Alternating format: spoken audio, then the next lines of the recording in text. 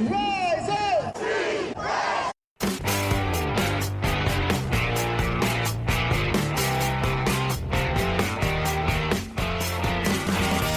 This is the Rise Up See Red podcast, all about the Arizona Cardinals and the NFL, featuring insider and outsider perspectives. Enjoy the best hour of Cardinals talk on the web.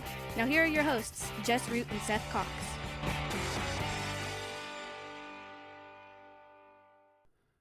Hello, Arizona Cardinals fans, and welcome to the latest edition of the Rise Up See Red podcast, the best hour of Cardinals talk on the web. I'm your host, Jess Root from cardswire.com, and that is the NFL Wire site from the USA Today NFL Network that covers the Arizona Cardinals. Seth Cox will not be my co-host in this edition of the show as we've hit the time of year where I have put together a series of interviews with the writers and managing editors of the NFL Wire sites that cover the Cardinals' 2022 opponents. That means 14 interviews, 14 segments that I will put together into 6 different shows over the next 3 weeks. Seth is off for the next 3 weeks, and we will have a regular show coming July 19th when we talk about the NFC West rankings, and then the following week as we hit training camp. And if and when Kyler Murray gets his new contract, we will have a regular show for that. But this edition of the show is the NFC West preview, where I have interviews and segments talking with the managing editors from the Rams Wire, Seahawks Wire, and Niners Wire to get to know more about the NFC West opponents that the Cardinals have. We will start with the LA Rams, as they are the first division opponent the Cardinals will face, followed by the Seattle Seahawks, who are the next opponent, and then the San Francisco 49ers. Sit back and enjoy this show. We've got 3 fantastic interviews coming next. First up with our opponent preview interviews is Cameron DaSilva from the RamsWire.com, a name you should recognize from the last 2 off seasons. He's the manager editor over at the Rams Wire. He also contributes to other NFL Wire sites and a contributor like myself to Sportsbook Wire, our USA Today owned site that focuses on sports betting. Cam has been on the show the last 2 seasons, and he's a familiar. The last 2 years, he's been a guest on this preview show. And as always, we get to talk about the Rams because the Cardinals will face them a guaranteed at least twice a year. Yeah, what's going on, Jess? Good to be back. Looking back, I mean, right now, it's got to be covering the Rams for the last, since Sean McVay, has got to be kind of a treat because they've been good. And then on top of that, and while there were stuff about Jared Goff, was like it was Jared Goff. The guy, they let him go. They trade for Matthew Stafford, and it pays off immediately. It's kind of frustrating to see a team like go all in, like say, "Hey, we're doing this to win a championship game," and then do it, it. Only that's actually happened the last 2 seasons because the Bucs did it and the Rams did it, and the Cardinals attempted to do it last year. Only it didn't work out. They didn't work out because of a number of things. But let's look back at the Rams season that started, well, it didn't start out as well as everyone wanted it to, but ended exactly how a lot of us felt it would. So early this season, what were some of the issues that the Rams had early in the year that eventually went away? Yeah, they started 3-0, and I mean, it's not like they were blowing teams out, but they were playing well enough to kind of get things going in the right direction. And then they hit a rough patch in the middle of the season. They lost to the Titans, 49ers, and Packers 3 straight games. And they looked really shaky in those games. And the biggest issue was Matthew Stafford. And it's crazy to say that because he was such a big part of their Super Bowl run and their postseason run. But he was just a big problem during those games. And over throwing way too many interceptions. I think he had probably 3 pick sixes in that span. He was careless with the football, and your franchise quarterback to be throwing it week in and week out. Went away a little bit during that stretch, but it finally came back together for that final, say, 6 games of the season, and they really got Darrell Henderson going, Sony Michel, and then Cam Akers came back for the postseason run, and not that he was terribly effective, but just having him with a little bit of a spark and some juice to the offense definitely helped. And the defense started playing much, much better as the season went on. Raheem Morris in his first year as a defensive coordinator made some important adjustments. They were moving Jalen Ramsey around a little bit. Ashawn Robinson started playing well up front. And then they got their linebacker situation figured out a little bit with Ernest Jones stepping up as a rookie. So everything just kind of came together later in the season, and obviously they came back and beat the Bucs and came back and beat the 49ers and then took care of business in the Super Bowl. And so when Stafford was going through that rough patch, was there the fear that perhaps he was being the Lion Stafford and not the what they'd hope he would be? Because that was like, oh, there it is, Matthew Stafford, big throws, but also very turnover prone. It was funny looking at Twitter and all the analysts during that stretch, and they were like, this is kind of what Matthew Stafford is. He's got a big arm. He's aggressive. He's going to throw downfield, but he's also going to make some plays that really make you shake your head and wonder whether he's going to be someone who takes a team deep into the playoffs. Well, and even in that first game with the Cardinals against the Rams, once the Cardinals got a lead, they got the turnover. Stafford was shaky the rest of that game. Mm-hmm. He just they had opportunities and he just was not on target. And by the end of the season, that went away. And obviously, what was the key ultimately to the defense? Was part of the fact that it was Raheem Morris's first year, part of the reason why the defense was not as stout early on. By the end of the season, they were fantastic, but mm-hmm. Yeah, it was really Raheem just kind of getting into a rhythm and understanding the personnel that he had and how to best utilize guys. And then obviously a huge part of that was Von Miller coming aboard and really just taking that pass rush to another level with Leonard Floyd and Aaron Donald, and Greg Gaines starting at nose tackle was really a pleasant surprise too after Sebastian Joseph Day went down. So the combination of Raheem Morris figuring out how to best utilize his guys, especially Jalen Ramsey, they weren't really moving him around to shadow receivers in the beginning of the season. And then as things went on, they kind of understood that, hey, we need to put him on Hopkins. We need to put him on DK Metcalf and these other top receivers that they were facing week in and week out. So, and that was the other part. Not only did they go out and make the trade for Stafford, they also made 2 in-season moves that were big, signing Odell Beckham, getting Von Miller, and both of those guys paid off. Now, Von's production wasn't great to start, but once the playoffs hit, he was a force to be reckoned with.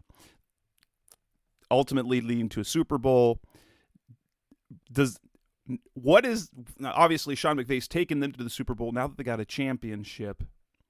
What is the feeling around Rams Nation right now, obviously? I mean, spirits are high. And the thing is with the Rams, they have this expectation now that they're going to compete and contend for a Super Bowl again. I mean, you have Stafford, you have Aaron Donald, you have Cooper Kupp, Jalen Ramsey, Leonard Floyd, all those guys are back. And Odell Beckham Jr., he hasn't re-signed yet, but it sure sounds like they're his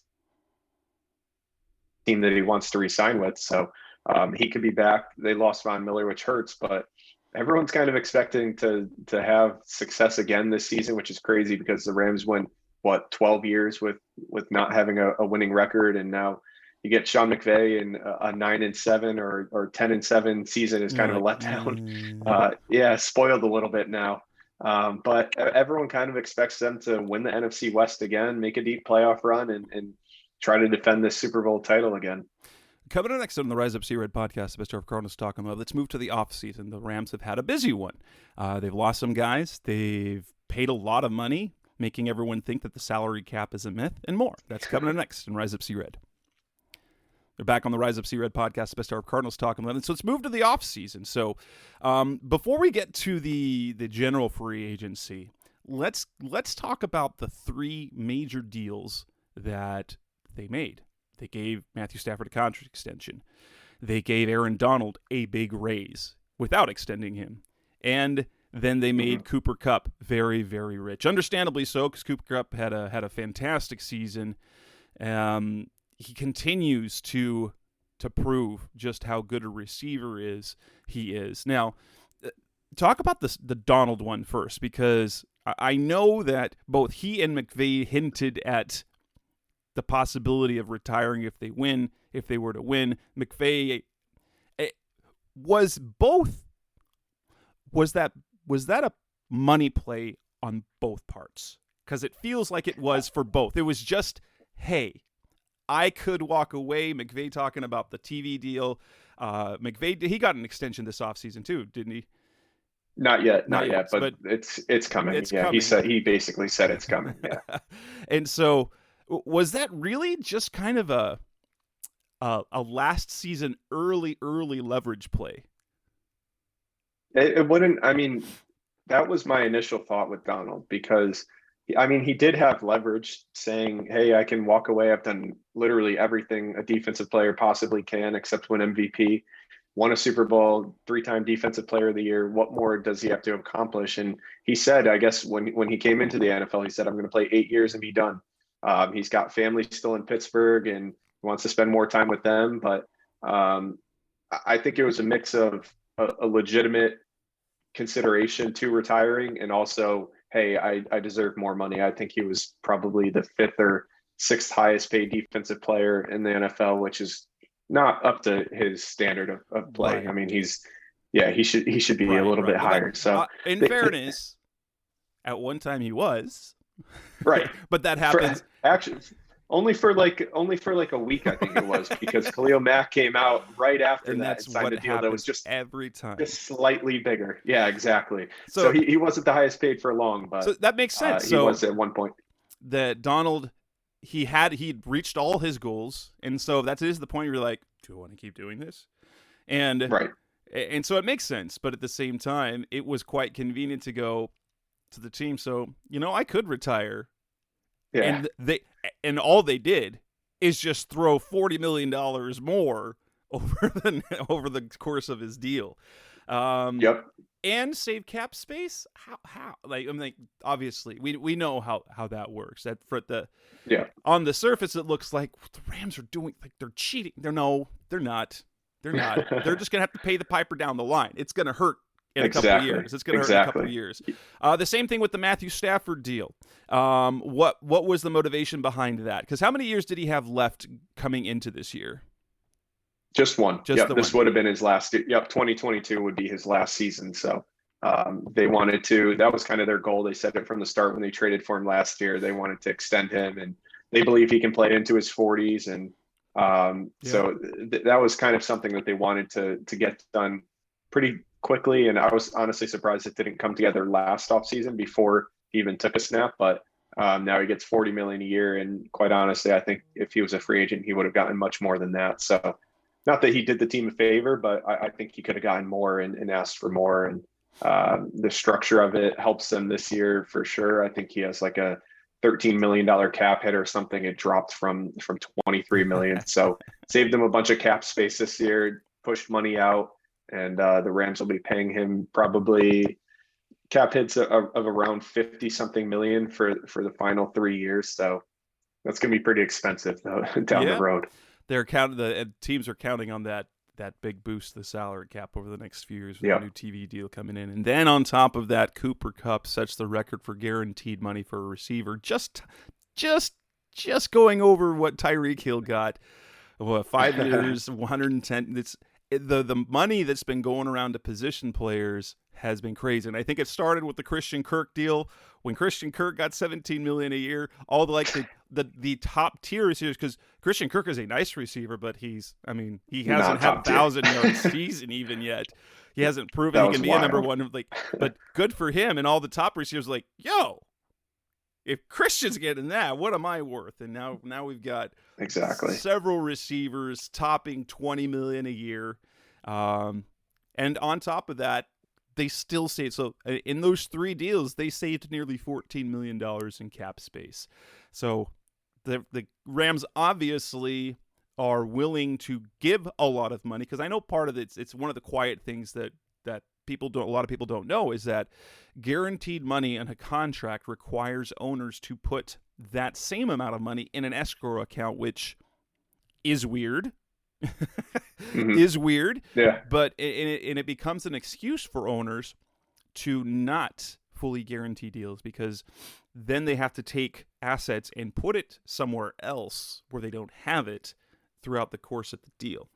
But the ownership is willing to do that, and they're willing to take those risks. But not everything is perfect. Obviously, there's some big names that added the contract extensions. There have been some key losses from the Rams. Who are the biggest losses that they suffered this offseason? Because I know, for one, the offensive line is going to be much different with Andrew Whitworth retiring.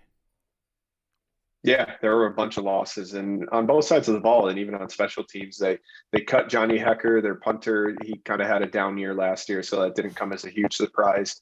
On offense, you lost Austin Corbett, your right guard. You lost Andrew Whitworth to retirement. So those will be some pretty significant losses on the offensive line. They have Joe Noteboom, who's going to replace Whitworth at left tackle, and then they drafted Logan Bruss, who was a right tackle in college and is expected to play right guard. So they're hoping those two guys can really just fill those holes. And then on defense, there were even bigger losses. Von Miller, obviously, we talked about. That's a huge departure for the pass rush. Still have Leonard Floyd, but the guy opposite him, you have Justin Hollins, Terrell Lewis. Those are nowhere close to Von Miller type players. So they're going to have to get a lot out of those two guys. Sebastian Joseph Day, their nose tackle, left. Darius Williams, their starting cornerback, left. So those are some pretty considerable losses that they suffered. And then they traded away Robert Woods after they signed Allen Robinson. So that was kind of a financial situation, and he's coming off a torn ACL. So you go with someone who's healthier than Allen Robinson, kind of ship out Robert Woods, get a draft pick and some money in return, and kind of reset almost at the wide receiver position with Robinson coming in and taking Woods' place. You guys had a couple of lower key losses as well to the Chargers on defense. Troy Reeder was one of them. Mm-hmm. Who was the other linebacker? I can't remember his name. Okoronkwo went to the Texans. Okay, yeah. Reeder was the linebacker that went to the Chargers. Okay. There was a safety, I think, as well that I was talking to when I was talking to Gavino Borges on his preview show. There were a couple of former Rams that went over. Sebastian Joseph Day, the nose tackle. Okay, so it was Joseph Day and it was Reeder. Joseph Day and Reeder. There it is. Yep, those two.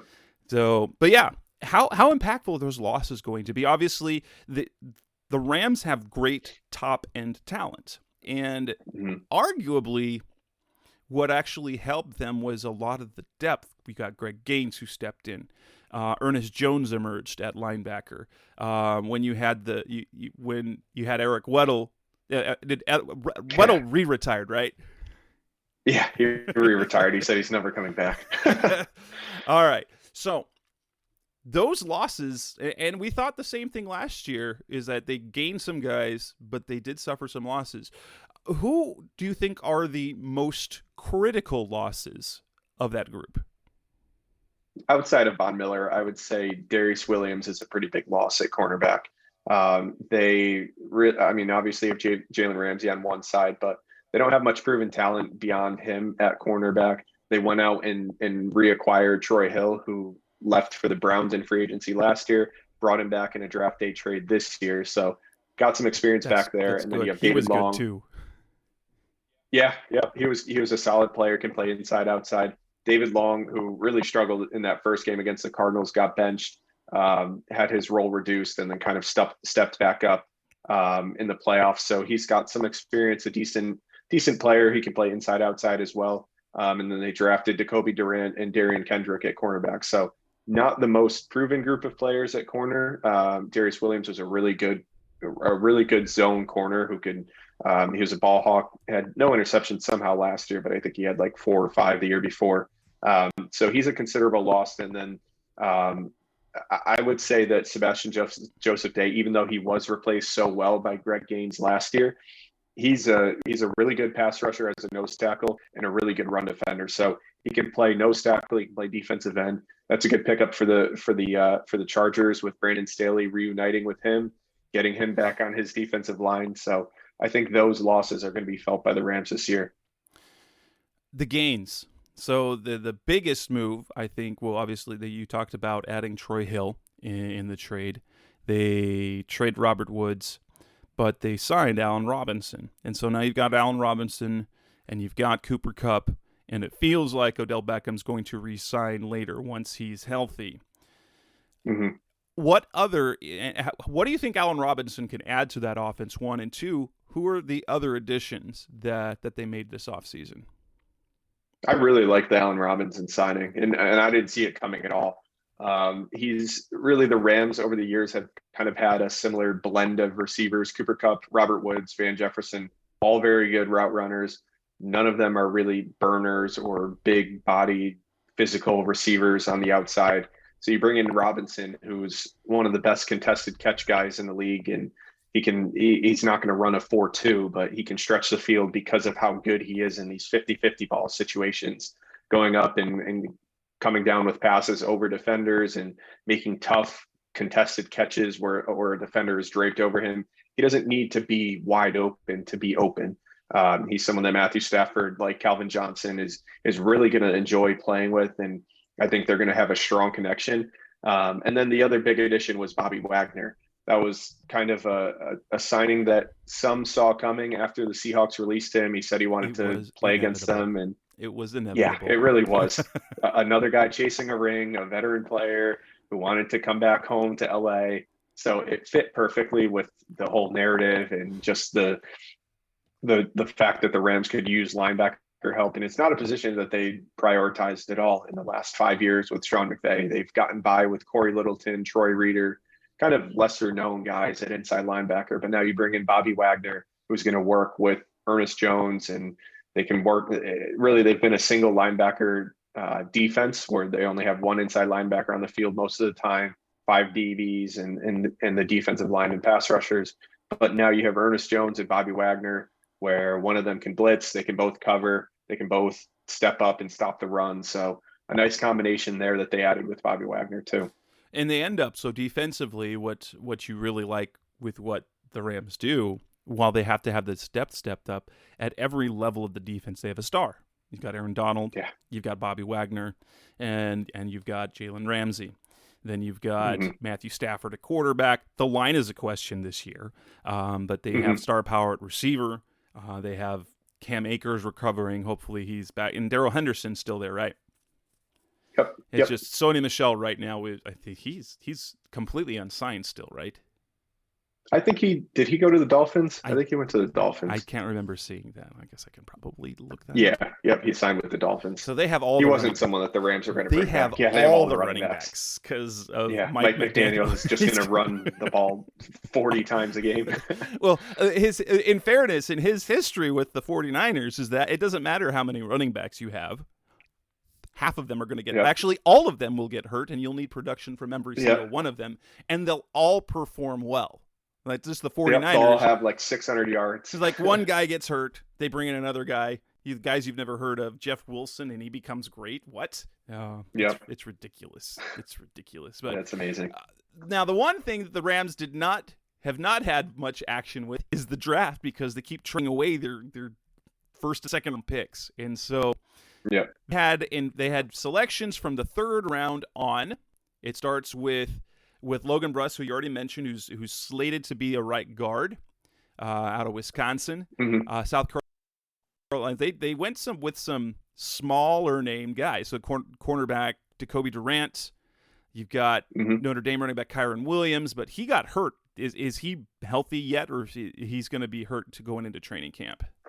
I think they said he's going to be back early in training camp, but he's hurt right now. Something with his, I think he broke his foot or something with his foot. Quentin Lake, safety out of UCLA, round 6. Darian Kendrick, cornerback out of Georgia, round 6.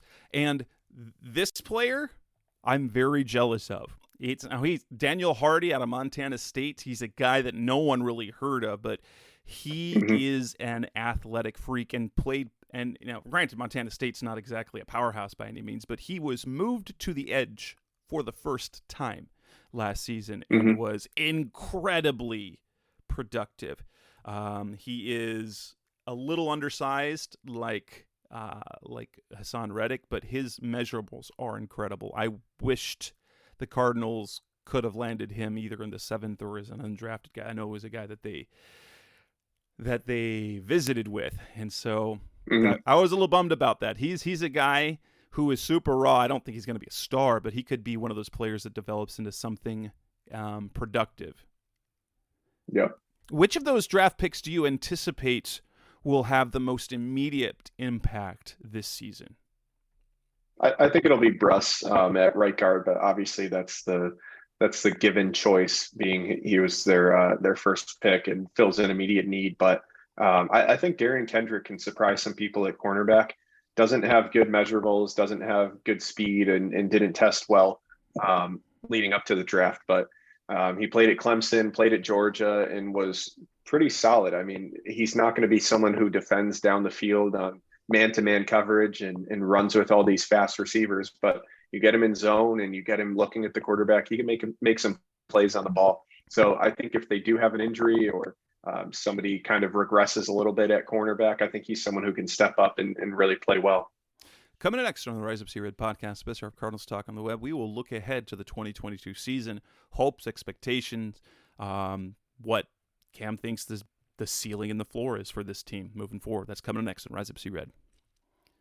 We're back on the Rise Up See-Red podcast, the best of Cardinals Talk on the Web. Let's look ahead to the 2022 season. Obviously, they already hit the ceiling.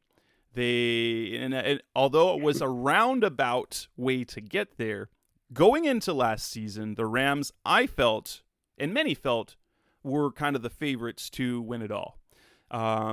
I felt that Tampa Bay, it was going to be hard for them to repeat, and for that reason, even with some of the losses that the Rams had, made them probably the favorite for me. I thought they were, and they ended up doing it. However, it came different from how it happened because they started strong, were a little unsteady in the middle. The Cardinals were ahead for the first half of the season, and the Rams finally overcame the Cardinals in the final 2-3 weeks of the year, and ultimately won the division, rolled through the playoffs, won the Super Bowl.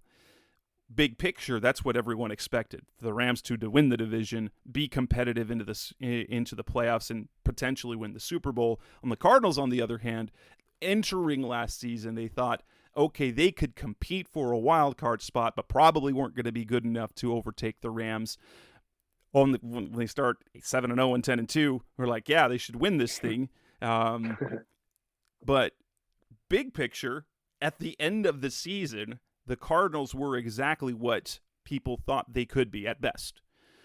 A team not quite good enough to overtake the Rams and would make the playoffs, but because they faced the Rams in the first round, of course, they ended up out. So now that they've won the Super Bowl, what are reasonable expectations for the Rams in 22? And what do you think their ceiling, and what do you think their floor is? And their ceiling, I think obviously we think the ceiling is going to be a repeat championship, but if things go wrong, so what are reasonable expectations, and what is the worst case scenario for the Rams team this year? I honestly think worst case scenario is like a 10-7 season and a wild card and make it into the first round. And I mean, the NFC is weak, so if you win your division, you're probably going to have a favorable matchup in that first round. I could see them easily winning. I can see the Cardinals winning the division. It's just they don't wow me, and the 49ers don't either. I don't know what it is about the 49ers. They always play the Rams tough, but going into the season, I lack confidence in the 49ers this year. I don't know if it's the Trey Lance thing or Jimmy. Here's the number. Jimmy Garoppolo, 31-14 as a starter for the 49ers. Kyle Shanahan with any other starter, 8-28. And so I get that the 49ers have a very talented roster. Overall, they have, so aside from the quarterback position. However, when you look at like the odds to win the division and the 49ers are just behind the Rams, I'm like, that makes no sense. I think the 49ers I think it'll be competitive. I don't see it. But unless Trey Lance is great, I think they're going to be a 7-9 win team. Right. You're counting on basically a rookie quarterback to come in and really have a good season. And he's not Patrick Mahomes. Patrick Mahomes came in his second year and dominated. Lance is not, I don't see that nearly as experienced as a quarterback as Mahomes was. Right. Yeah, I don't see that happening. And it's just I don't like you said, I can see them being competitive, but I don't see them just like going 12-5, 13-4, and dominating the division and winning. I still think it's the Rams division to lose. Cardinals, I think, could be good too. Kyler Murray is just such a weapon, and once they have DeAndre Hopkins back from that suspension, I think they're going to be a good competitive team again. But I would say the worst case scenario for the Rams is like 10-7, make a wild card at worst, and then best case scenario is a repeat. I can easily see that happening. It's going to be like I said, the NFC is weaker, so getting to the Super Bowl is going to be less challenging than actually winning and beating a team like the Bills, or I mean the Raiders, the Broncos. There's just so many good teams, and we the have Chargers. to face There's so many the good AFC teams. West this year. Yeah, I know. You get the Chiefs, you get the Chargers, the Raiders, and Broncos. None of those games are easy. So, I mean, the Rams schedule is the hardest in the NFL, so maybe they trip up and lose 8 games and go 9-8. But I can see them going 10-7 or better and winning the division. Completely reasonable. Because I think a 9-8 would be very, very disappointing, to say the least. Yeah. You've already kind of talked about it, but as you look at those games against the Cardinals, you see the Cardinals as a team that could overtake them. And as we look at, we've got the 2 games this season, and last year the Cardinals finally got a win. But it's funny in the NFC West is that every team has another team in the division, no matter how good or bad they are. It's their kryptonite. I mean, the Cardinals can't beat the Rams can't beat the 49ers, and the Seahawks can't beat the Rams, and the Cardinals. And also that the Seahawks can't seem to manage to beat the Seahawks and Cardinals. They can't beat each other at home. That's just we can't beat each other at our home stadium is the weird part. Seahawks are going to be yuck this year. They're not going to be awful, but they're going to be good enough that they're going to be in this purgatory 5-6 wins. But yeah, exactly. Not good enough to get the top quarterback. No, but good or not bad enough. Good for them. I'm all for it. Although we still have to face Russell Wilson. We don't avoid that now. So yeah. I think that the Cardinals in both of those games against the Rams, if you're looking at how, for me, like a road game like in LA, if the Cardinals won, would be both games as kind of toss-ups, but would be considered a steal for the Cardinals to win in LA. And likewise, if the Rams were to win in Arizona, it would be kind of be a steal, even though I think that Rams fans probably view the Cardinals more as a team that they should beat, but don't expect to beat. Yeah, that first game too, because Hopkins is 6 games, right? His so suspension. Hopkins will be out, but you also won't have Beckham. Yep, for that first game.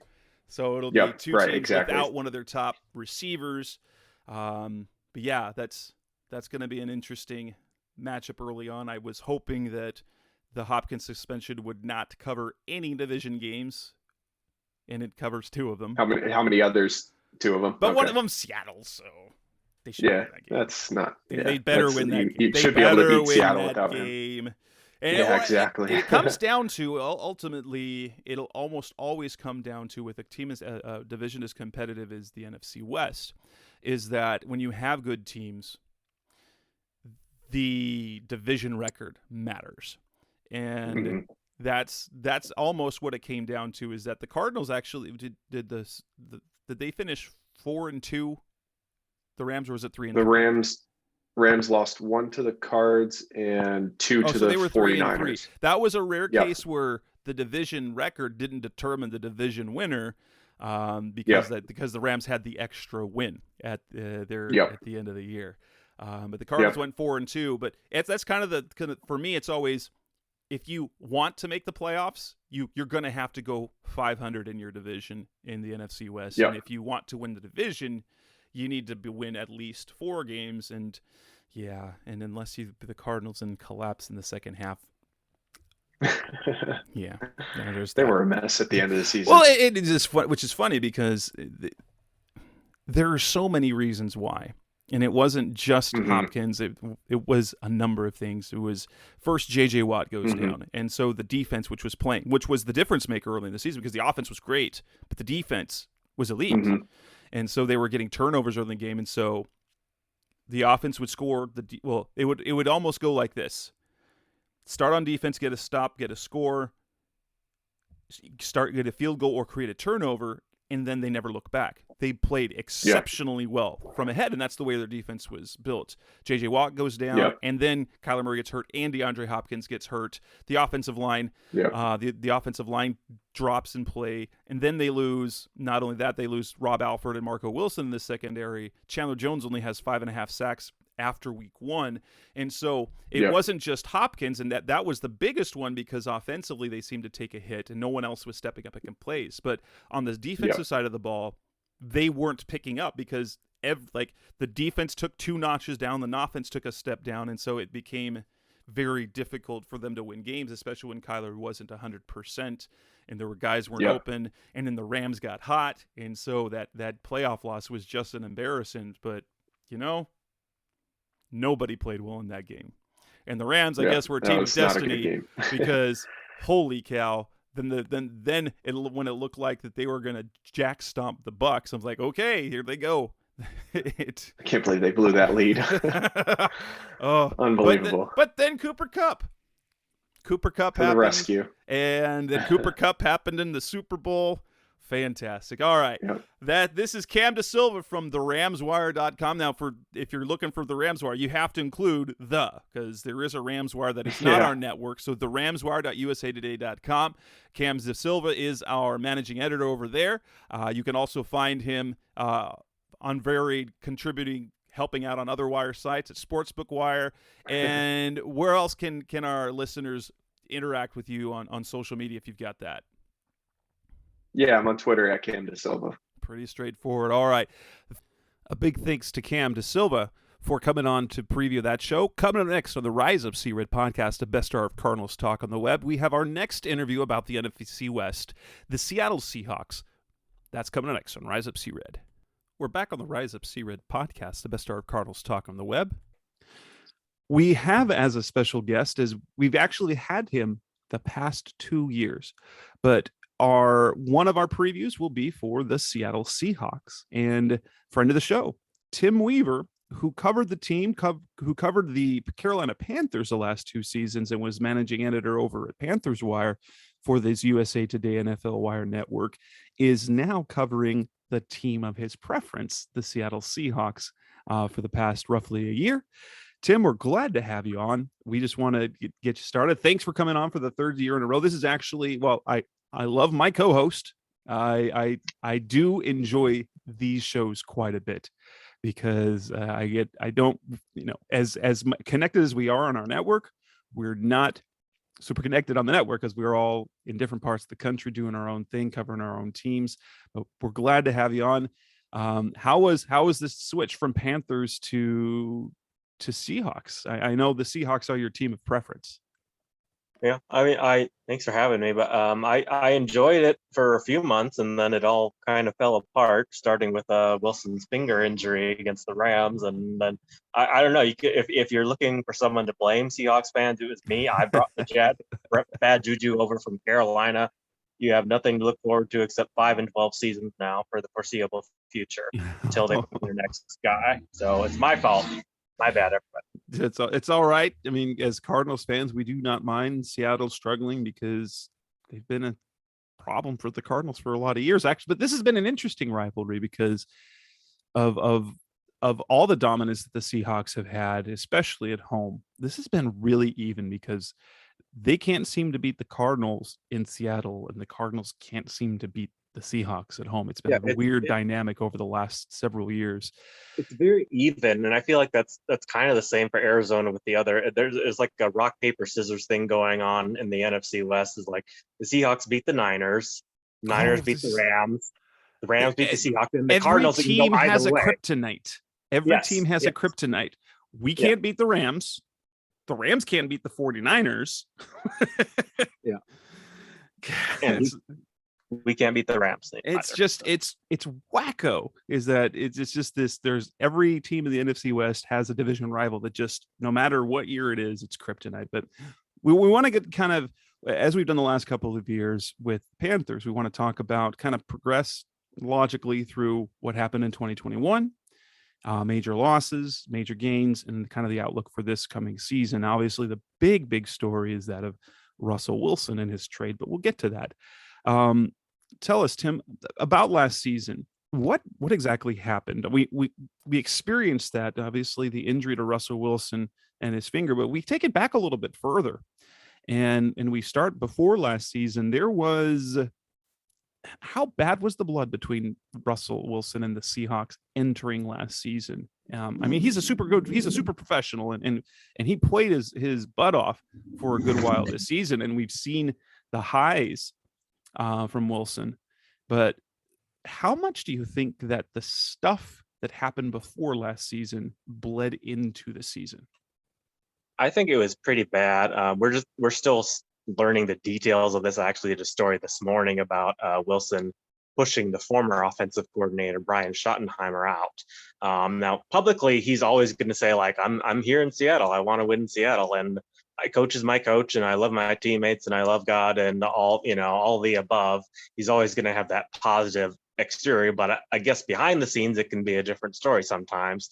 We just found this out yesterday. Wilson was pushing Schottenheimer out the door, even though like he did better with him from like 2018 to like the mid 2020.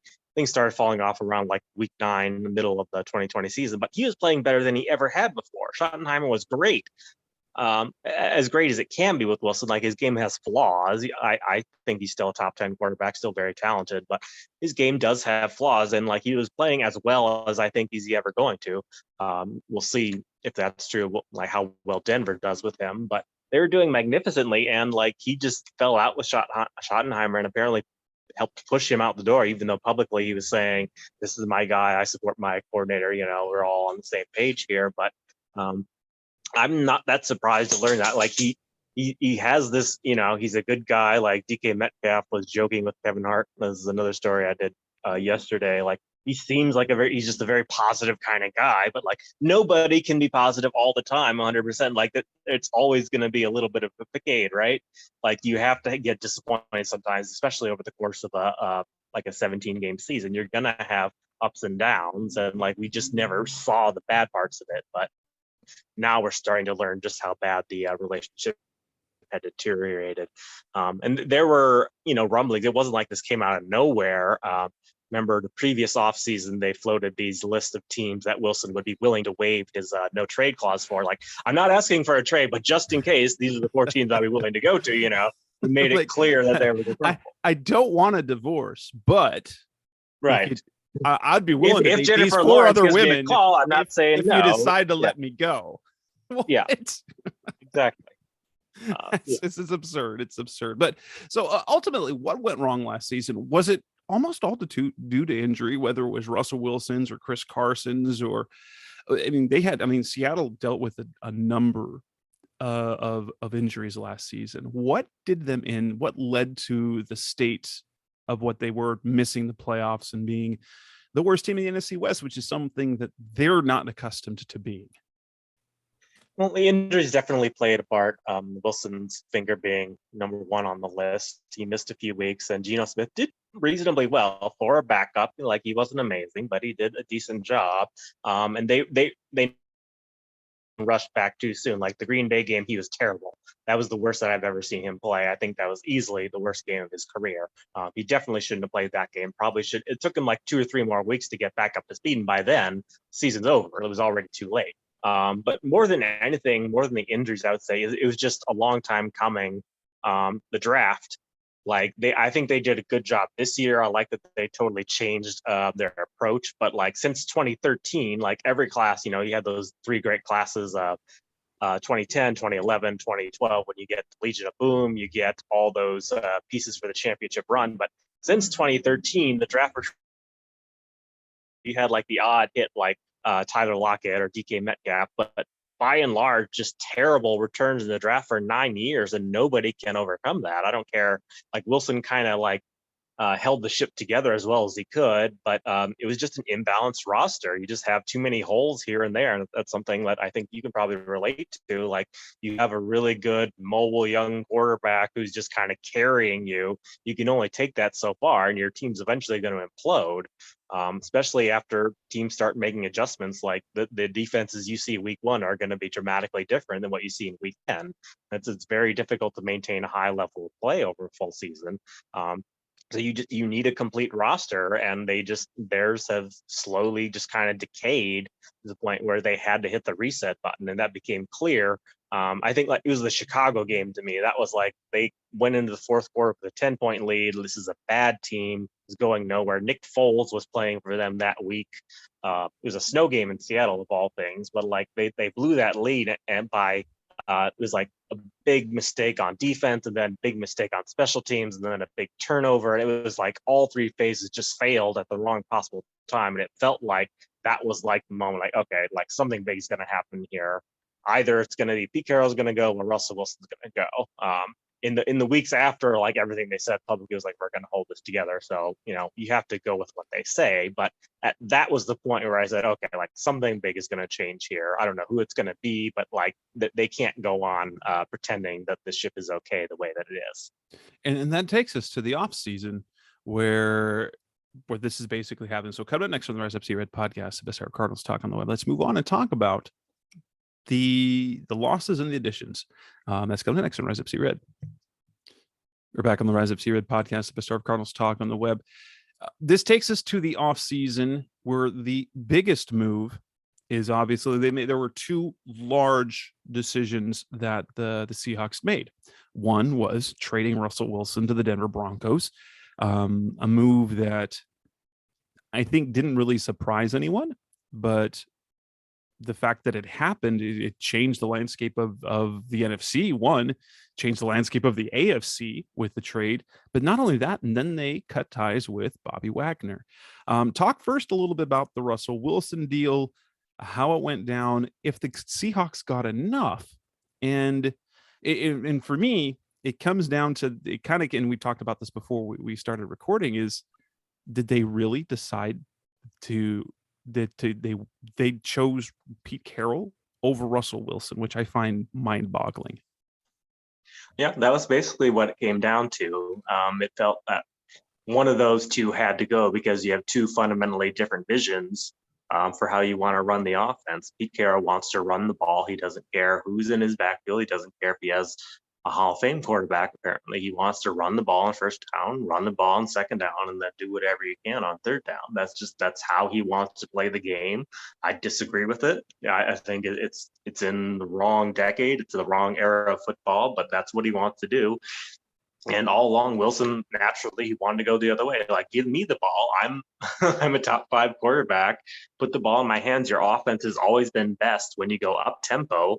When I'm essentially the play caller, that was the best offense they had. Whether it was Darrell Bevel or Schottenheimer or Waldron, when they went no huddle, that was always the best offense that they had.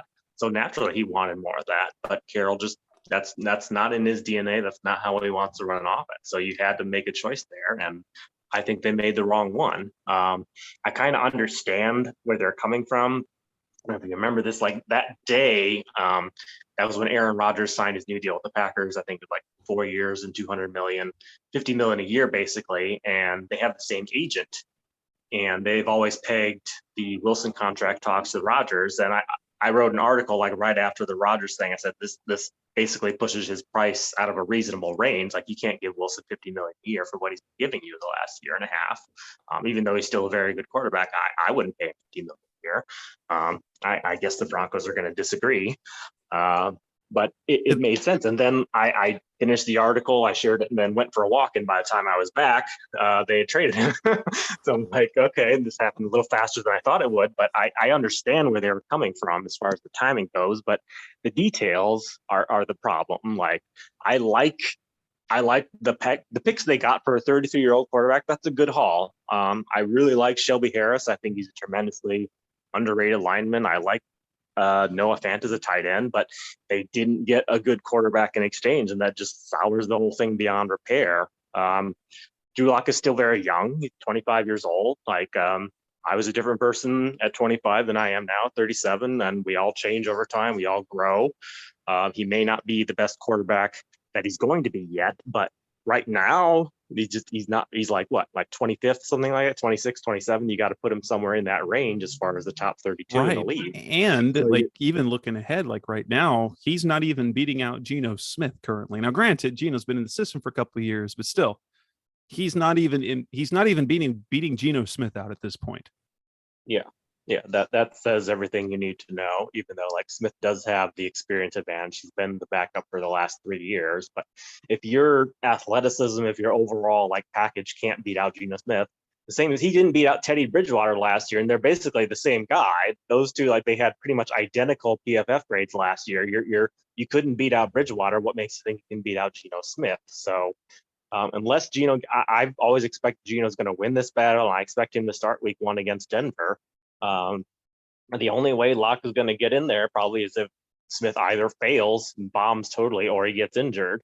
Then we'll see. Like, hopefully I'm wrong about him. Hopefully he does like a Josh Allen leap is probably too much to hope for. That I don't know if we've ever seen that before. I don't know if we'll ever see that again. Like, you go from being like a number 30 quarterback to like number 2 now out of nowhere. That just has never happened before and probably won't happen again. But if he does like a Ryan Tannehill, like if you go from like being a mediocre to like a top 10-ish, top 15-ish, like you would take that in the right offense with the right weapons, and when he's being protected by a lot of the scheme that they've got. Now, he's got the skill set to do it, but that scheme definitely protects him because that is a run first offense. And maybe that's kind of what Pete Carroll envisions, is that unlocking Locke's potential with a strong running game. Bobby Wagner, play action. That's what he does best. That may be the only thing that he does really well is throw play action. But like, you're going to see plenty of that. Like, I can guarantee that. So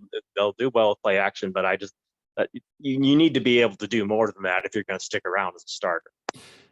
That takes us to the Bobby Wagner move. Were you surprised by that? Was this a case where it was time to move on, a la Von Miller with the Broncos? It had his skill set diminished, or were they just ready to move on to Jordan Brooks? And how much does it sting that he landed with the Rams? Because that seemed inevitable.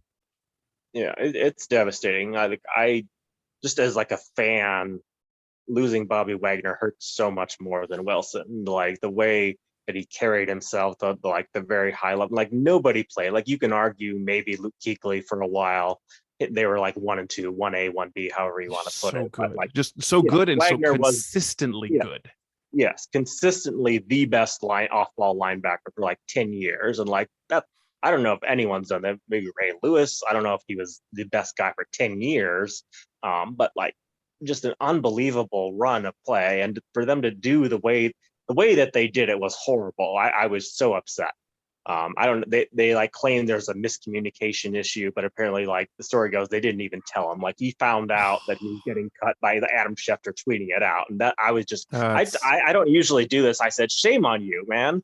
Like, you did that to Bobby Wagner, like America's sweetheart. He is like the nicest guy, the greatest, sweetest, most innocent professional athlete that I've ever covered. And like, to do him like that changed my perception of the front office entirely. Like, you can argue, this isn't the first time this has happened. First of all, like, Richard Sherman kind of forced his way out. Earl Thomas kind of forced his way out.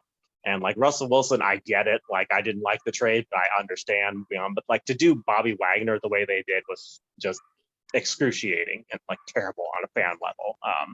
But it did make sense from a salary cap perspective. Like, they're saving like 15-20 million. It was a big cap hit that they saved themselves. So like, I get that part of it.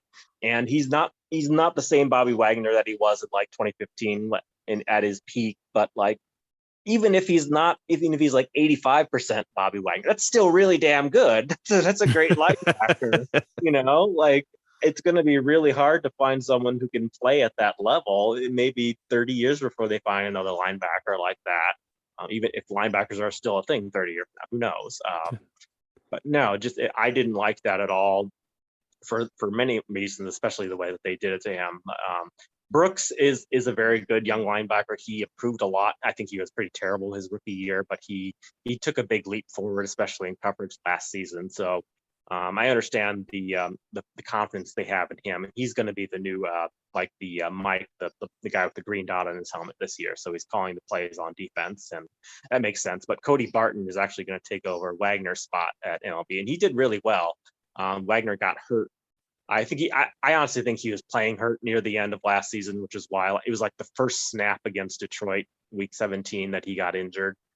He was done for the rest of the year. But then Barton came in and he played really well, but it's only 2 games, so it's a small sample size, so it's hard to say. But I think they'll be okay, just because linebackers aren't as important as they used to be. But it's just it's very, very hard to lose a player on that level, and B, to see him go to a division rival, which he'll probably be in the Pro Bowl the next 4 or 5 years there, and like I guarantee he's going to have like several clutch, devastating plays against the Seahawks when they play twice a year. That's just the way. Yeah, undoubtedly. I won't even be mad. I'll say, yeah, go punish me. We deserve it. Like, go ahead. All right. Moving on. So the biggest names that they lost, Russell Wilson and Bobby Wagner. Any other significant losses that the Seahawks had in the offseason? Dwayne Brown, left tackle, is probably a big one. He's going to be 30. He's turning 37 like right before next season starts. So that's another one. Like, it makes sense. Like, he's not going to be your long-term answer there. So it made sense to move on, but you can't assume that Charles Croft is going to play at the same level Dwayne Brown was. That's not fair for any rookie, even if you're like a pick. Like how often do you see like a left tackle come into the league and like play at a high level? That's very rare, first of all. But to expect him to play anywhere near like Dwayne Brown, I don't know if he's probably like a borderline. He could be a Hall of Famer, maybe not, but like he's been playing at a very high level for like 14 years. You don't see that very often. So they're going to take a big step back at left tackle, at least for a while, before Cross comes up to speed. I have concerns about him, but like he'll probably be good, but it's going to take a while. Like he's not going to come in week 1 and just kick ass from the start. That's not going to happen. And that offensive line is going to be. So let's move on to the additions. So the any key additions. So they got Chris Carson coming back. He's still not recovered. Rashad Penny resigns. Is it a 1-year deal that he got? Yeah, 1 year. Okay. And he played fantastic over the second half of the season. Of course, with his situation has always been, he's got to stay healthy. I loved Rashad Penny coming out of college, and I was very, very disappointed when the Seahawks drafted him. Yeah. All those highlights when he was at San Diego State, almost all of them came against Arizona State because, so I got to see my Sun Devils getting trampled by Rashad Penny over and over and over and over again. So obviously the trade brought over Shelby Harris, a nice addition to the defensive line, Noah Fant at tight end. You've also got now, what else? Who are the other key players that have joined the team? I know they also lost a couple. I think DJ Jones, not DJ Jones. DJ Reed. DJ Reed left. They bring back Quandre Diggs, but who are the main additions that they made in free agency before we talk about their draft picks? The big free agents, they're pretty notoriously cheap in free agency. Like, they're never going to make a big splash signing. Like, I was hoping they'd go Von Miller or Chandler Jones, but that was realistically probably never going to happen. But the big one they got was Uchenna Nwosu. I have no idea if I'm pronouncing that right. I apologize if I am not. But I really like that signing. They got him like 2 years, $20 million, I believe, which is the most expensive free agent signing they've ever done. I watched a lot of Justin Herbert, like whenever Seahawks were on last year. I'm going to try to catch the Chargers because I like watching Herbert. And like, he just kind of flashed. He stood out to me several times. Like, oh, that guy's good. Like, I like watching him, but he's not a great pass rush threat, but he does a little bit of everything. Like, he'll get his hand on passes. He defends the run. He's good in coverage. He's just like a really good all around defender who's pretty underrated. So I really like that pickup there. But that was like the only like splash free agent signing. The rest of them, they just mostly kept their own guys. Aside from Dwayne Brown and DJ Reed, they brought back pretty much the whole team. That like, they lost Wilson, Wagner, Brown, and Reed. The rest of it, they pretty much brought back everybody. So it's largely the same team, except like a couple key pieces. And who are the impact draft picks? Obviously, Charles Cross drafted 9th overall, expect to be their starting left tackle. I saw a projected starting offensive line where Abraham Lucas out of Washington State, right? Yes.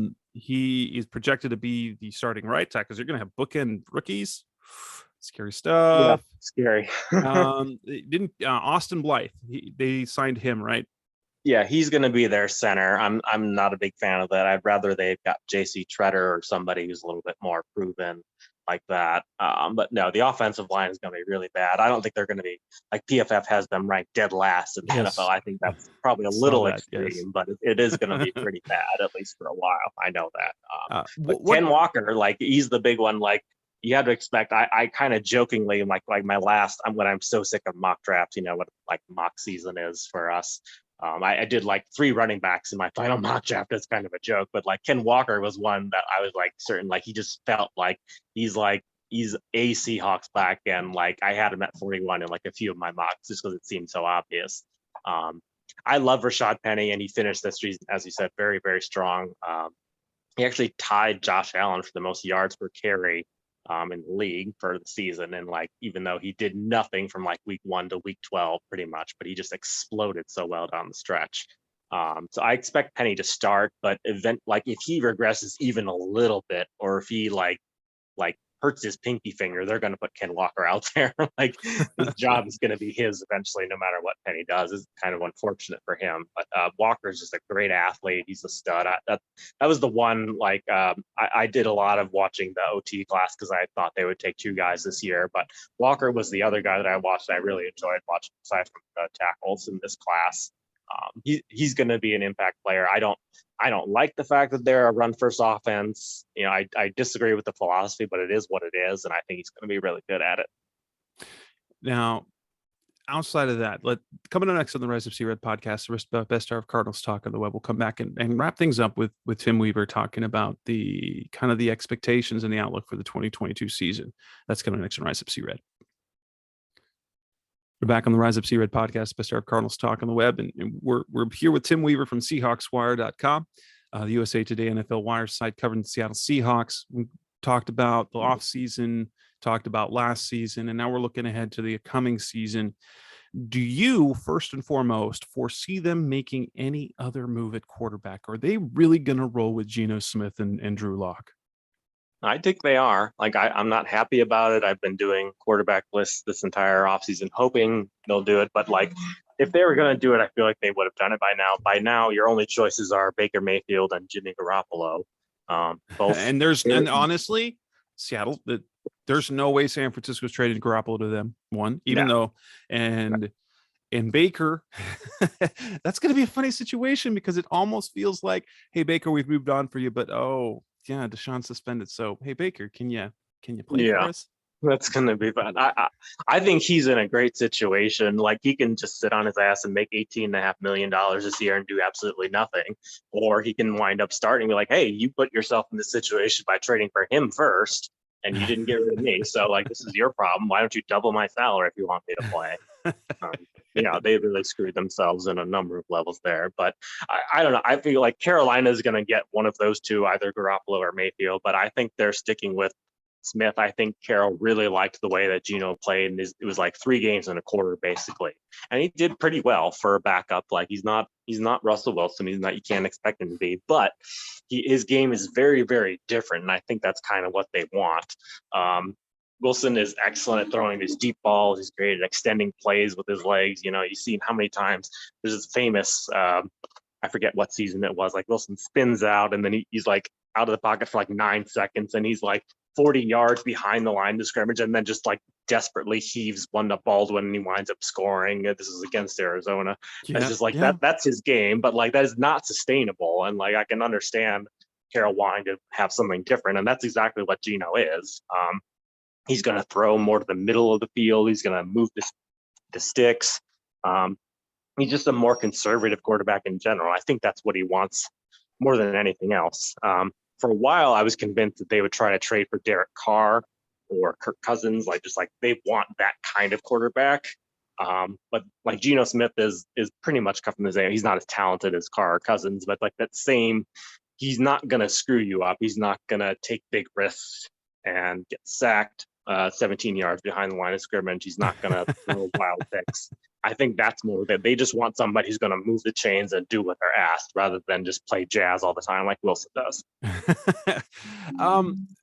Looking ahead, so defensively, they went from being a like elite defensive team to a team that struggles to a team that is very tough.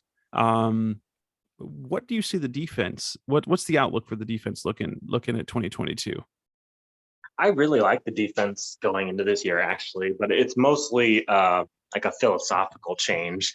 The pass rush is like going to be the X factor. I'm not sure if that's going to be as good as it needs to be, because they were terrible last year in pretty much everything. Sacks, pressure rate, pass rush win rate, everything. They're near the bottom. So they really need that to come together. But if they get the pass rush improved, I think it has potential to be top 10, top 5 defense, because they're finally moving away from this thing that's been the problem for the last several years. Just too much cover 3, just too much predictability. I forget exactly when this was. I think it was like week 3 or week 4. They were like last in the league in pre-snap motion. They basically have like, here's what we're showing, and this is what we're gonna do. We're showing you our defense, beat it if you can. And other guys are like, yeah, of course. This isn't 2013. Yes, we'll beat you. We'll just like you don't have the same personnel back there that you did, right? When you could just say, hey, try and beat us. Yeah, I call it cover 3 FU. Like, you know what's coming. There's nothing that you can do. Just like, go ahead and try to beat us. But like, it's not the same. Like Kirk Cousins and Ryan Tannehill, they just dinked and dunked their way down the field over and over, and it was very predictable the way it happened. But like, they're finally getting away from that. And to their credit, they kind of started shifting this way the second half of last season. But with Clint Hurt, who's the new defensive coordinator, and Sean Desai, who's the associate head coach. He was the Bears defensive coordinator last year. They're going to move more to like a Vic Fangio kind of defense, some more two high safeties, more blitzing, more man. That's the big thing. Like, they're going to be able to play a lot more man coverage, especially with Kobe Bryant and Tariq Woolen, the rookie corners on the back end. I didn't get a chance to mention them earlier. If they hit the ground running, that's going to be a big X factor for this season. If those two, like, I know I would rather play any other position than cornerback in the NFL, basically what the rules are and just how challenging it is physically. But if they do come in and they have a quick learning curve, that would be a really good sign for this defense. Because if you get those two starting outside, I think it can be a really, really positive area. I think they'll improve in coverage a lot. And you're not going to know what to expect. Like, it's been the same defense for 10 years now, basically, but now you don't know what they're going to do, which is why I think after week 1, it'll be harder, but like, I'm actually picking Seattle to win week 1 because they know Wilson's game better than anybody. Like, they know what to throw at him, and it's going to be it's a new scheme. They have no tape on this whatsoever.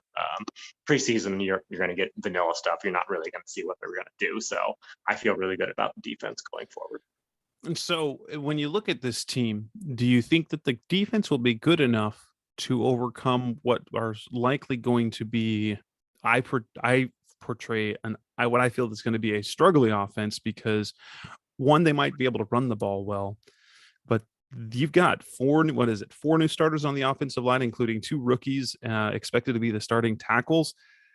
That could be a long year offensively. Do you think that they can be a competitive team, compete for the wild card, or do you think that they're going to be a bottom of the league type team where they're going to be in the mix for one of those top quarterbacks in the draft next year?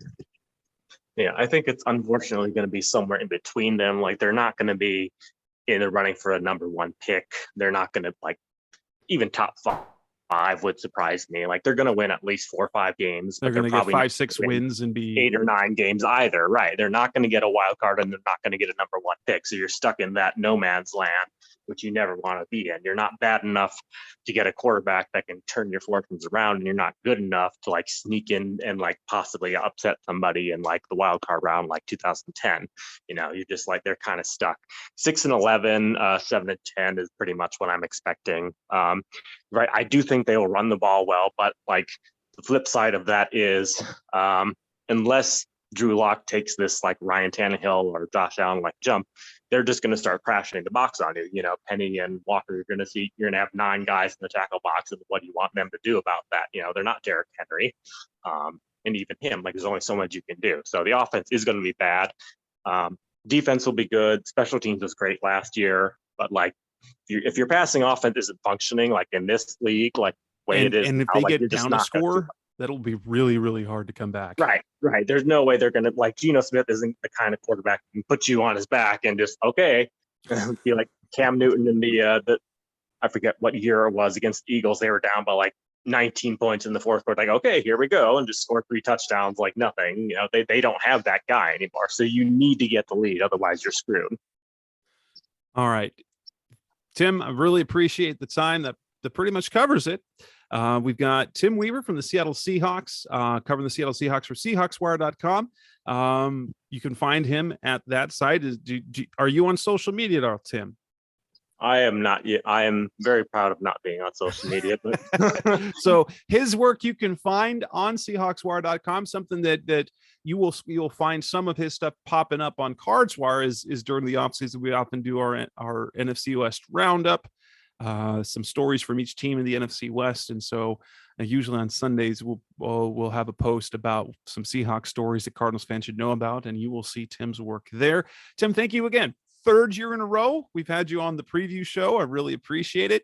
And that'll wrap up this one. That's Tim Weaver from SeahawksWire.com. Sure. Thanks. Coming up next on the Rise Up Sea Red podcast, the best of Cardinals talk on the web, we have the final of our NFC West previews with the San Francisco 49ers, whom the Cardinals will face twice late in the season. So that's coming up next on Rise Up Sea Red.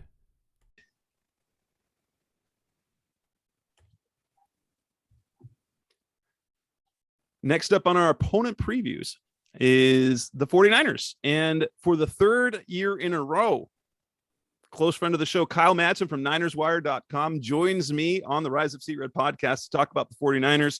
Kyle, who has been covering the team as long as I can remember. Like, you were already doing Niners when I came on in 2016? No, I got my start. Yeah. I was a contributor with Niners. Oh, that's right, because you got Biederman there was running the show then. Yeah, I started contributing under Biederman, and then when they launched Titans before the 2017 season, they gave me that site, and so I did Titans for 2 seasons, I think, a season. I don't even remember you. Wow. Titans. Yeah, dude. Titans, tighten up. Well, anyway, Kyle and it's I never going to do me any good. Well, because one of the guys I'd worked with at the school, because I teach high school in my day job, on my parallel careers, I teach high school, and Kyle's one of Kyle's best friends taught at my school for the last decade with me. So it was kind of a small world in that sense. But Kyle, a guy I admire a lot, one of the funniest guys you'll find on Twitter and in our Slack channel. But here to talk about the 49ers as we look ahead to the 2022 season. We'll look back at what happened last year, what's happened this offseason. Of course, the talk will center around the quarterback position for sure, and look ahead to the outlook for the 2022 season. So Kyle, we look back on last season, the Niners ended up quite successful, making it to the NFC Championship game, ultimately faltering to the Rams, who became the NFC champs. But if you look back over the last season, what were the things that went well? What were the things that kind of held them back? And then lastly, was last year did they exceed the expectations y'all had for them? So I'll start with the last part first.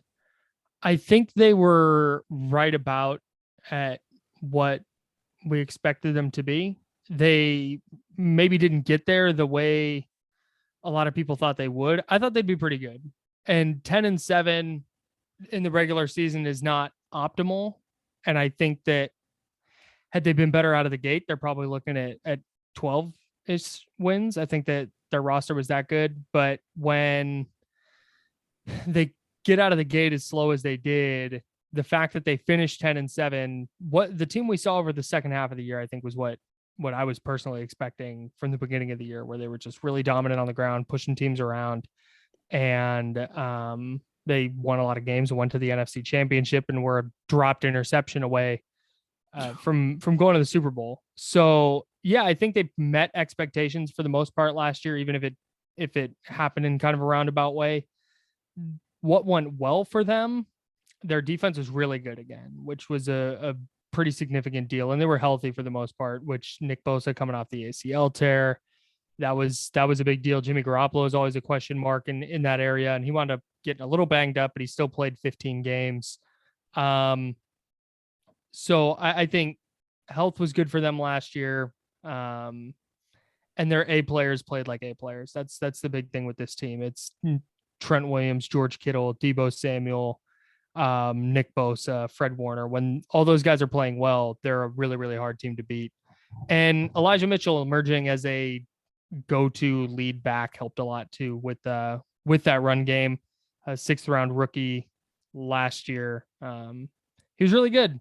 So that's what went well. What didn't go well is Jimmy Garoppolo just wasn't good enough. Their offensive line struggled a little bit, especially at the right guard and right tackle spots. Mike McGlinchey, their starting right tackle, got hurt. So it was kind of a who's who at right tackle for a while. Daniel Brunskill, their right guard, is league average when he's playing well. And that came back to bite them here and there. And that's kind of ultimately why they fell short. Now, the Cardinals, NFC West is really weird because it seems like every team has a team in the division that no matter how they're good or bad they are, there's a kryptonite. Mm-hmm. Rams can't beat the 49ers, except, they're in the biggest game of the year. Yes. And even then it took a fluky mistake for that to not happen. The Seahawks can't beat the Rams, and the Cardinals with the except there's for most, if you look over the last several years, that the Cardinals just seem to beat the 49ers. It's one of those weird things that no matter what happens, except when they've got CJ Beathard starting in a game that they just needed to win so they can clinch the playoff spot. They don't. Of course, that's when Jeff Wilson, the stable of Kyle Shanahan, running backs that you've never heard of, suddenly become 150-yard rushers. Whether it's Raheem Mostert, Jeff Wilson, Elijah Mitchell, not the Trey Sermon that everybody thought would be the perfect back for Kyle Shanahan's system. Running backs who get hurt, but someone else emerges as a dynamic player who gets hurt. It's kind of been the way they run the running game, right? That's kind of how they do things in San Francisco. And still it's weird. It's the weirdest team building strategy in the league. Like, and you're right. They invested 3rd round pick in Trey Sermon, and it was like, oh my gosh, like a 3rd round pick. They hadn't drafted a running back since 2017, and now all of a sudden they're drafting one in the 3rd round. After getting production, you mentioned Jeff Wilson Jr., undrafted rookie. Matt Breida, who was very good for them, undrafted rookie. Raheem Mostert was undrafted before joining the 49ers in 2016. I think he's a Chip Kelly guy, but he was with the club as an undrafted rookie. So like they have, or I should say undrafted free agent for Mostert. He wasn't a rookie when he got to San Francisco, but they had all the success with these guys that were undrafted, and their one draft pick was a 4th round pick in 2017 named Joe Williams, who never played a regular season snap. So it was like, man, Trey Sermon, he's going to be the guy, like 3rd round pick, like for sure. He's going to be the lead back. And then he just doesn't play. It was like a healthy scratch in week 1, and Elijah Mitchell winds up playing when Raheem Mostert went down, and it was like, oh, Mitchell's just a better back. And then he gets banged up, and Wilson, who weirdly got hurt in the regular or in OTAs, like just in the locker room, like his meniscus just tore when he stood up. But then he comes back and he plays well. So yeah, that's the Niners running game.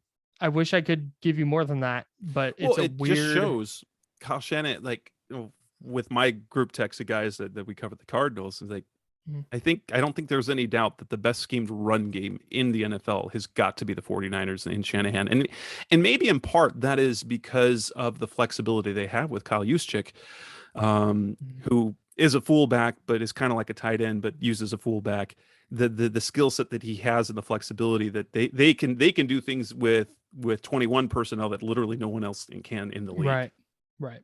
Yeah, that's been their big thing, is that versatility, and the same personnel grouping can look 5 different ways, and they can run the same play 4 times in a row, but 3 times it's a run and 1 time it's a pass.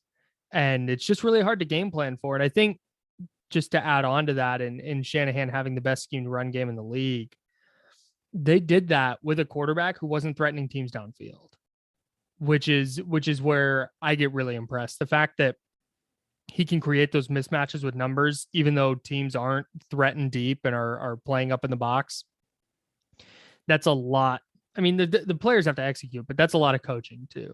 It is, absolutely. So, cut it next on the Rise Up Sea Red podcast, the best of our Cardinals talk on the web. Let's talk about the offseason, their additions, the quarterback position, and the players that they lost. That's coming next on Rise Up Sea Red. We're back on the Rise of Sea Red podcast, the best of Cardinals talk on the web. We'll talk the quarterback situation first, then talk about other players that they lost and then the ones that they added in free agency into the draft. But this offseason has been weird because we knew last year when they drafted Trey Lance that it was going to likely be Jimmy Garoppolo's final season, that Shanahan was going to run with Garoppolo, guy who's had extreme success with them. If you look at the record in however long that Shanahan's been there now, 31-14 with Jimmy Garoppolo starting, 8-28 with everybody else. And unfortunately, Garoppolo's still on the roster, which that shoulder injury that came at the worst time, that shoulder surgery. I mean, he's going to get traded, right? Traded or cut. I just don't know how robust the trade market is going to be for an oft injured quarterback coming off offseason surgery to his throwing shoulder. So maybe Carolina or Cleveland. Like Cleveland makes a lot of sense because Stefanski runs a Kubiak offense and so does Shanahan for the most part. So Garoppolo would at least have some familiarity there, depending on what happens with Deshaun Watson. But and the fact that they can't really go back to Baker, right? Even though that he's no chance. Well, and it's rounding up right now that they kind of burned the bridge with Baker, and then they sign Watson or the trade for Watson, get that huge contract, and now then they have to kind of go back to Baker. There's no chance. Like there's a better chance. I think there's the. They say never say never. So I mean, I'm all for it. I want to see it. I want to see this happen because it doesn't affect me. It's the Browns. Right. Totally. It's just I don't think there's much chance Jimmy Garoppolo returns to the 49ers, but I think Jimmy Garoppolo would come back to San Francisco before Baker Mayfield would go back to Cleveland. And I think it's a very small chance that Garoppolo is still in San Francisco come training camp. So yeah, I think Garoppolo, because we're in late June now. That's about the time he's supposed to start throwing. That's why he timed the surgery when he did, so he could throw before training camp. And I think if the 49ers can't find a trade partner, I think Jimmy Garoppolo and his agent, Don Yee, are going to say, hey, can we get a release so we can sign somewhere in time for camp where we have a chance to compete? And I think the Niners would grant that because like they owe it to him. Garoppolo handled last year about as well as you can handle that situation. Right. But would they grant him his release with the nudge, wink, wink, don't sign with Seattle type of thing? No, dude, if I got the chance to play Jimmy Garoppolo twice a year, I would take it. Oh my God. I mean, true. That is true. That is true. Yeah, especially if Shanahan, as much success as he's had with Garoppolo, also knows everything that Garoppolo can't do. Which is a lot of stuff. It's a lot of stuff. It's easy to game plan for. So yeah, I just I mean, if he goes to Seattle, fine. If he goes to Cleveland, fine. If he goes to Carolina, fine. But I don't think I think it's a very, very, very tiny chance that he's on the roster come training camp. It's just not tenable. Like just logically, it just doesn't track. I know that all these national talking heads are saying like, oh, there's a chance he could be the starter week one. Like there's not really. Oh my gosh. Like Trey Lance would have had to be like abysmal in OTAs and minicamp where it's like, oh, he got worse over the offseason, but that wasn't the case. He was fine. Right. Especially like you said, like Garoppolo hasn't even talked to Brian Griese. Like, yeah, the Niners. He's clearly, they have no plans for him. The quarterback's coach hasn't talked to him. Right. And Garoppolo said goodbye in his postseason presser, and the 49ers have been all in on Trey Lance being the guy. And you've got players in press conferences after OTAs and minicamp talking about how Trey looks great. Now he's taking a leadership role on and off the field. And it's just, if you try and re-inject Jimmy Garoppolo into that situation, like it worked last year, it was fine, but now you're trying to go 2 for 2 with that.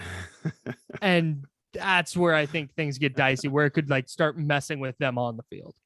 Yeah. So quarterback position aside, we know that it's going to be Trey Lance. We'll talk about a little more when we talk about the outlook, but in free agency, who were the key players that they lost this offseason? Lagan Tomlinson, their starting left guard, is a big one. He was a Pro Bowler last year, granted an alternate, but he still was in the Pro Bowl and just wound up becoming a really solid piece of their offensive line. Him and Trent Williams on the left side is, I don't want to say as good as it gets, but it doesn't get a lot better than that. Right? Yeah, it doesn't get a lot better than that. Alex Mack, their center, retired, which leaves them in a little bit of a bind at that spot. I won't go deep on the center depth chart, but their leading candidate to start has like 500 snaps at the position in the NFL. It's not great. And then they lost DJ Jones, their starting nose tackle. He's a really, really good player. I think he's going to have a really nice career in Denver. But they've got to replace him. Hopefully they can do that with Javon Kinlaw, who was their first round pick in 2020, who was hurt for essentially all of last year. So yeah, outside of that, there wasn't a ton of big losses for them on either side of the ball. Jaquaski Tart, their starting strong safety, just signed with the Eagles, but the Niners have a contingency plan for that. They didn't even want him to be the starter last year. They signed him on a 1-year deal late because Tavarius Moore, who is, I think, going to be their starting strong safety this year, tore his Achilles. Moore had an interception in the Super Bowl. And looked to be emerging as a dropped the interception. Correct. Yeah. Just kind of a nice little parallel there. But yeah, I think Moore was going to be the starter going into last year before he got hurt. I think that'll play out. So the loss of Tart isn't huge. Anything like Deebo Samuel, another interesting offseason point from a Cardinals point of view. It's like, hey, chaos elsewhere. Right. We've had our own chaos here. Yeah. That situation, is that going to get resolved? Obviously, he made it public. He doesn't want to come back. He didn't show up, or was it? He wasn't at OTs. Did he show up at minicamp? I can't remember.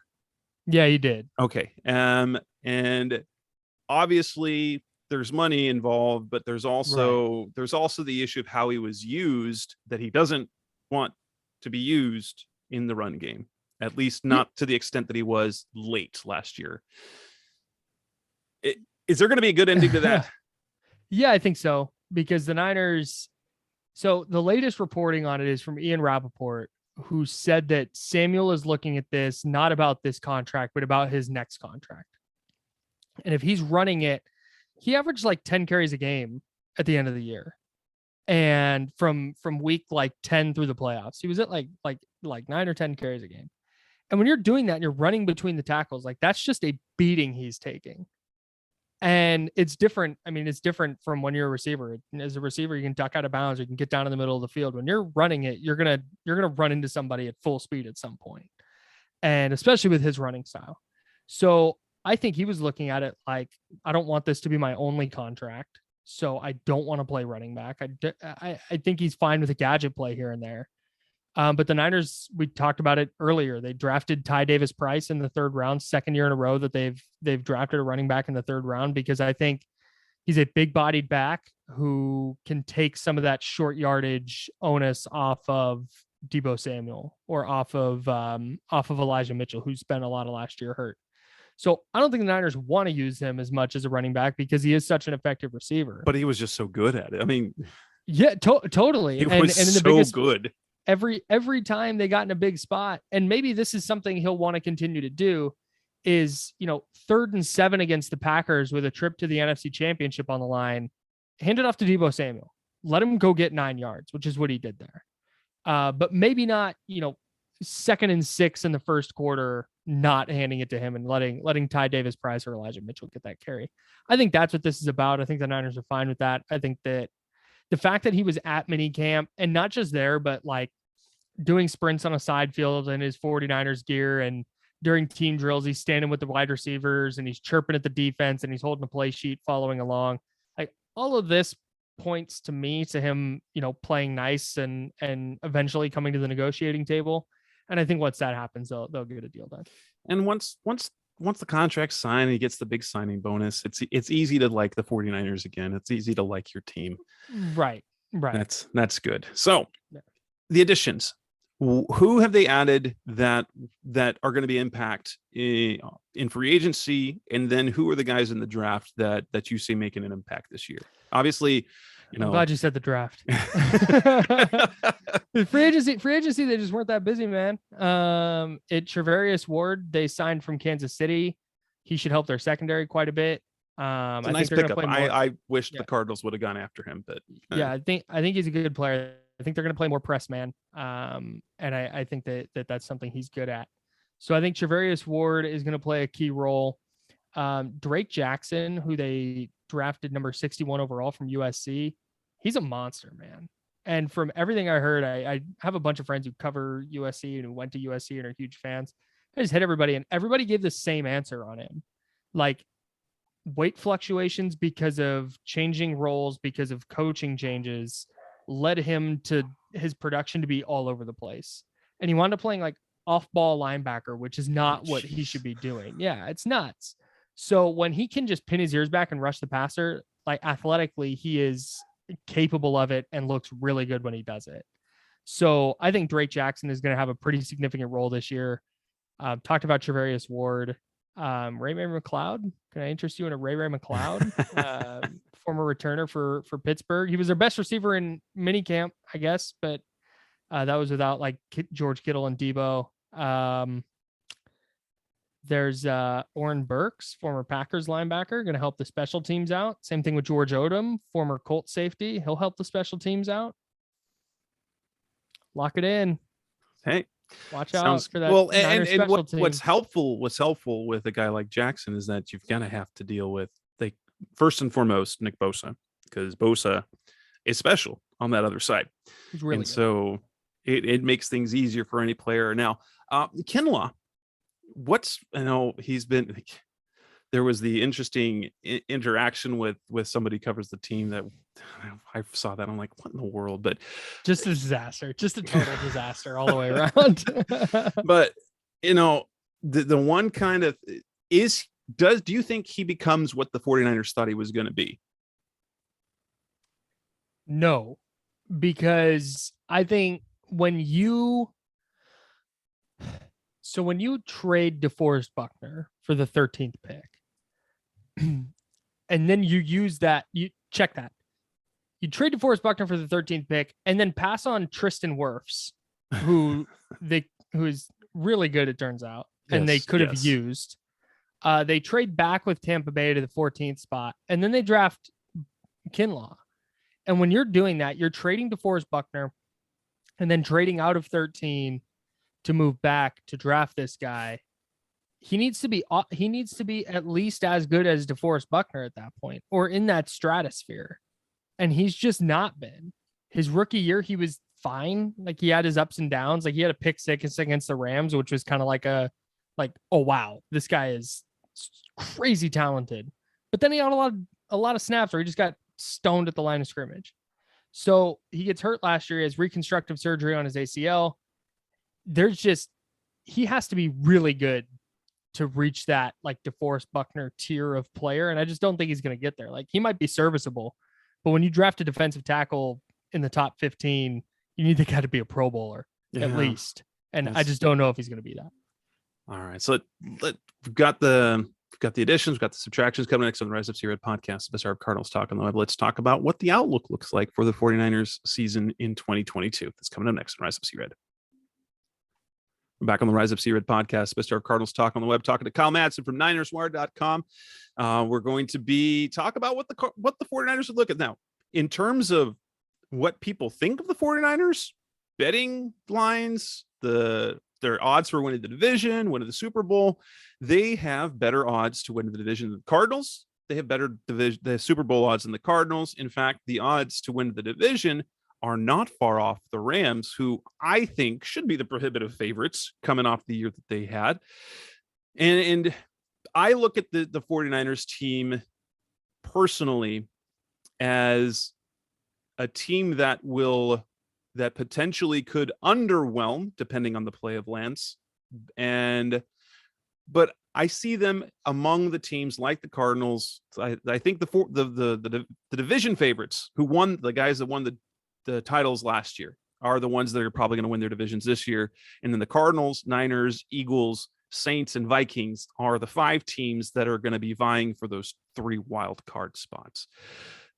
What type of success do you think that the 49ers, kind of like their ceiling, like if Lance is now, let's not say Lance is going to have a Patrick Mahomes year 2 type things, but if Lance is promising, what do you see their ceiling could be, and how, worst case scenario, what could this team look like?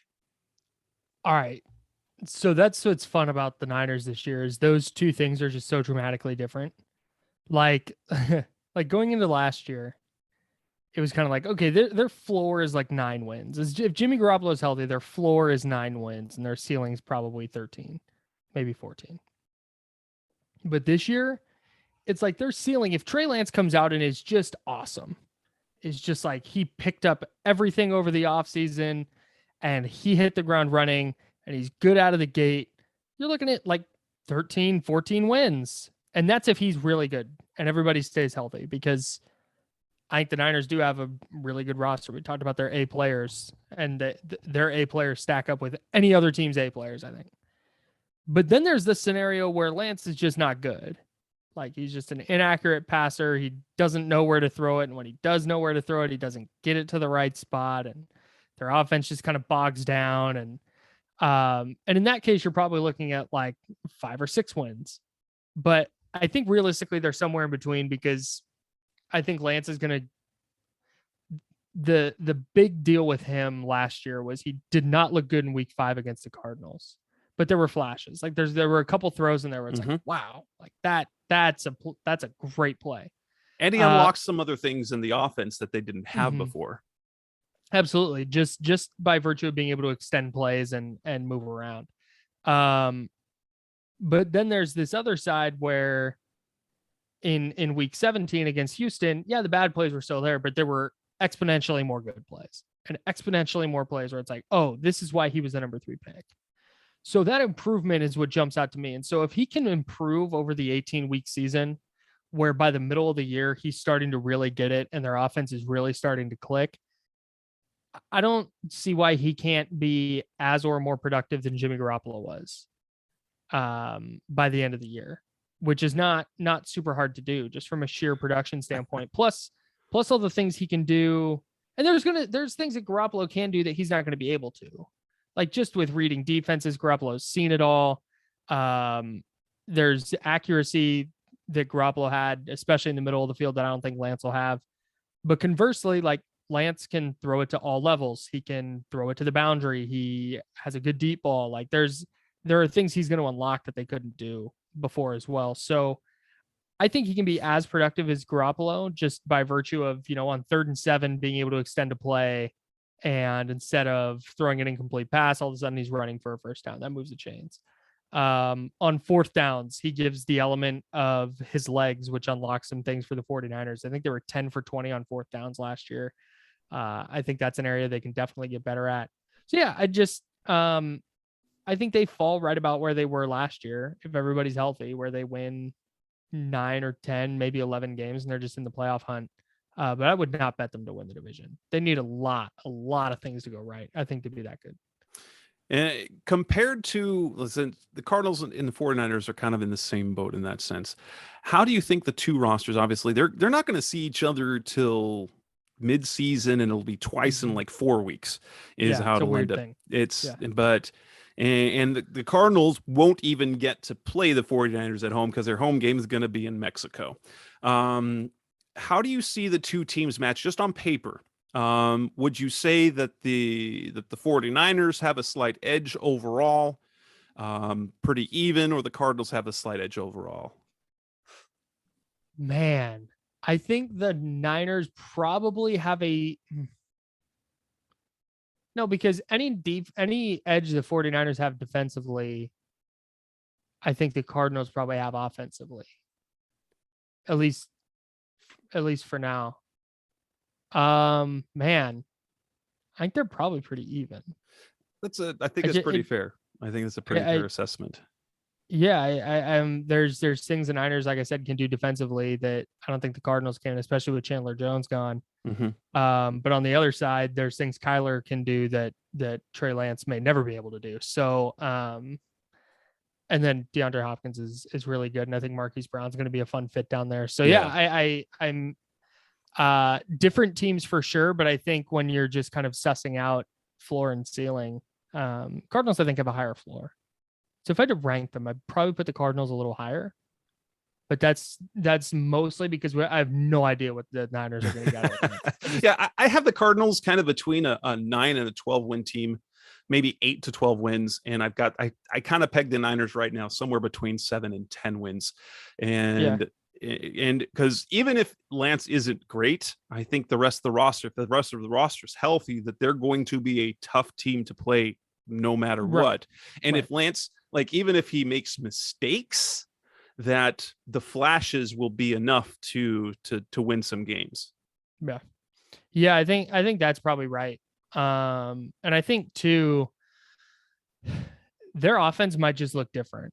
Like it might, while Lance might struggle a little bit, it might take the league a few weeks to catch up to whatever they're doing.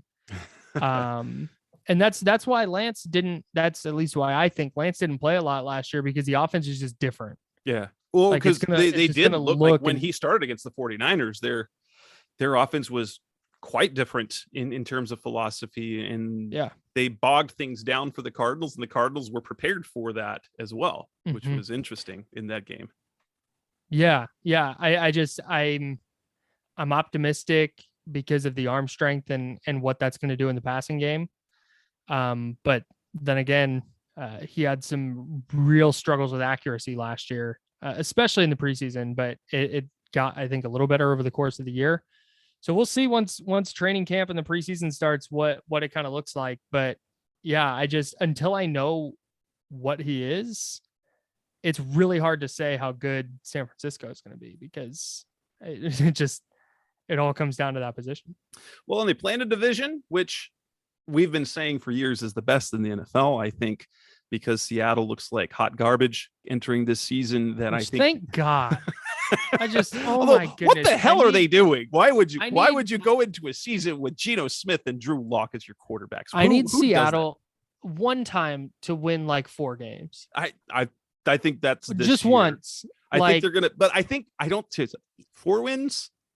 I'd rather them win about 5 or 6. Just stay middle of the draft. And that way they suck, but they don't suck bad enough to. But that was, dude, here's the funniest part is that was last year and they still beat the 49ers twice. Jeez. Like it's like, what the, so check this out. Here's how the Niners schedule goes. So they get Russell Wilson out of the division, right? And then they play the Seahawks in week 2. And then in week 3, play Russell Wilson and the Broncos in Denver. Like, that's so painful. Oh, jeez. I'm so tired. I will say that looking like paper, that NFC West is the second best division in football, because that AFC West from top to bottom looks stupid. Dude. It's ridiculous. And we have to play them this year. I know. It's unreal. All right, man. That is Kyle Madson, guys. Thank you for coming on. Kyle, you can find his work on Niners Wire. Your Twitter, it's not only about like Northern California Bay Area sports, but he does have a very entertaining account if you like. I have takes, man. It's some takes and some funny stuff. And what's your handle there on Twitter? At Kyle A. Madson. That's Madson, Madson. A lot of Love Island talk coming up. It's great TV. Excellent. Thanks for your time, Kyle. And that will wrap up this edition of the Rise of Sea-Red podcast, the best of Cardinals talk of the web, episode 359, our NFC West opponent preview. Coming up later this week will be part 1 of our AFC West opponent preview, focusing on the Kansas City Chiefs and Las Vegas Raiders, and then we will have part 2 come out at the beginning of next week. Thanks for listening. We'll be back in a few days. Thanks for listening to the latest edition of the Rise Up Sea-Red podcast. Listen to previous episodes and subscribe to the show on Apple Podcasts, Stitcher Radio, Audioboom, or many other podcast platforms, so shows are delivered directly to your mobile device. Please give the show a 5-star rating and always support the sponsors who support the show. We'll be back soon for the best hour of Cardinals talk on the web. Rise up, Red Sea, be Red, Sea Red, and of course, rise up, Sea Red.